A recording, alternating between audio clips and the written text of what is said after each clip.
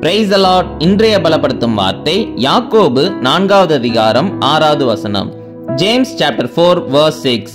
தேவன் பெருமை உள்ளவர்களுக்கு எதிர்த்து நிற்கிறார், தாழ்மை உள்ளவர்களுக்கோ கிருபை அளிக்கிறார். God opposes the proud but gives grace to the humble. ஹல்லேலூயா.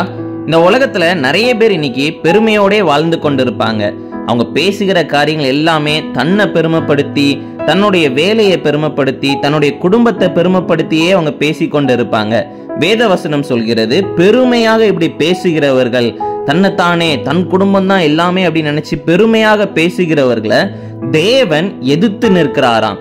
தாழ்மை உள்ளவர்களாக இருந்தோம் அப்படின்னா அவங்களுக்கு கிருபை அளிக்கிறாராம். ஒவ்வொரு காரியங்களையும் வாழ்க்கையில கிருபை கொடுப்பார். ஒவ்வொரு காரியங்களை செய்யறதுக்கு அவர் பலன் தருவார். அவரே நம்மளை உயர்த்தி வைக்கிற ஒரு தேவன். அப்போ நம்முடைய வாழ்க்கையில பெருமையாக பேசுகிறதை காட்டிலும் தாழ்மை உள்ளவர்களாக வாழ்கின்ற பொழுது தேவன் கிட்ட இருந்து ஆசீர்வாதத்தை பெற்றுக்கொள்ள முடியும். அதனால இந்த நாள்ல இருந்து ஒரு முடிவெடுங்க. நான் பெருமையாக பேச மாட்டேன்.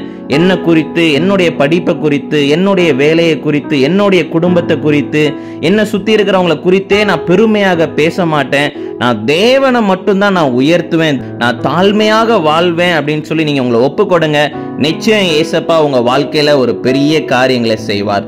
நம்ம எல்லாரும் ஜெபிக்கலாம். ஏசப்பா, பிள்ளைங்களுக்கு தாழ்மை உள்ள ஒரு இருதயத்தை கொடுங்கப்பா. நீங்க பிள்ளைங்களை வழி நடத்துங்க, ஆசீர்வதிங்க.